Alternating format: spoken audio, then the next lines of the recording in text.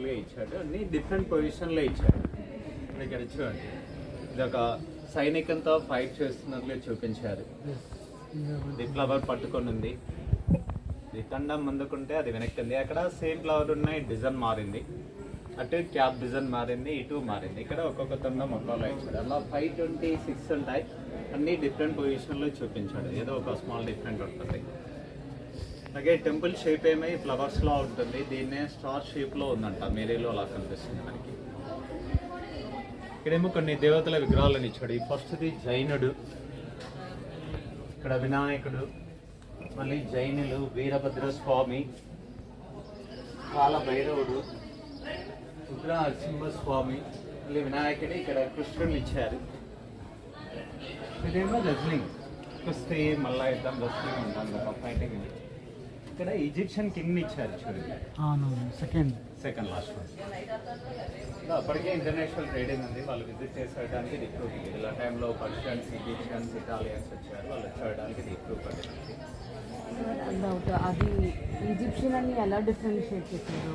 Chinese వాళ్ళు కూడా అదే ముస్తాచు ఉంటుంది. ఇప్పుడు ఈజిప్షియన్ మీరు గూగుల్లో అయినా సెర్చ్ చేయండి, ఐడల్ వస్తుంది. ఈజిప్షియన్ క్యారో అని. తీగలు కూడా అల్లుకున్నట్లుగా ఇచ్చాడు. కాళ్ళు చూడండి, 2000 మధ్యలో గ్యాప్ ఉంది. ఆ 2000కి మట్టెలు ఉన్నాయి. సో పెళ్ళైన స్త్రీలు మన సాంప్రదాయం ప్రకారం మట్టెలు వాడతారు కదా, అది అప్పటి నుంచే సాంప్రదాయంగా వస్తుందని తెలుసుకోవచ్చు. పక్కనేమో ఇప్పుడు యూజ్ చేస్తున్న ఆర్నమెంట్స్ అన్నీ కనిపిస్తాయి. పై చేతి ఉంగరాలు, గాజులు, మెల్లోని హారాలు, ఇవన్నీ సాంప్రదాయంగా వాడుతున్నారు.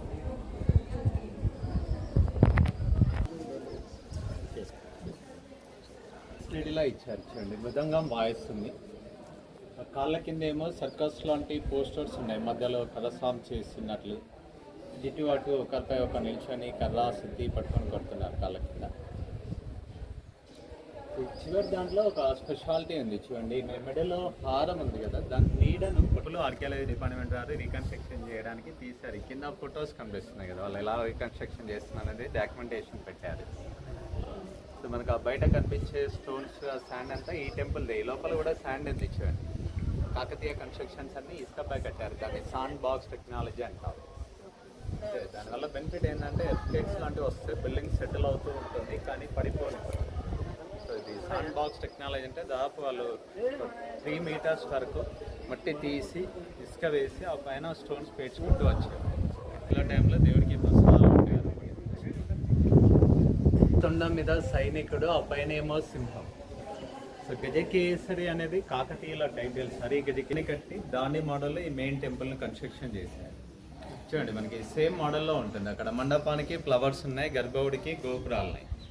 ఇక్కడ అదేవిధంగా మండపం వరకు 4 లైన్ కార్వింగ్స్ టర్బన్ ఉంది చూడండి.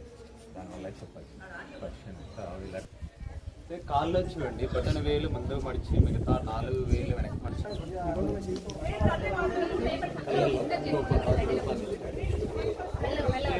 పెద్దది టెంపుల్ హిస్టరీ. ఇది కట్టిన రేచర్ల రుద్రయ్య గారి ఫ్యామిలీ హిస్టరీ రాశారు.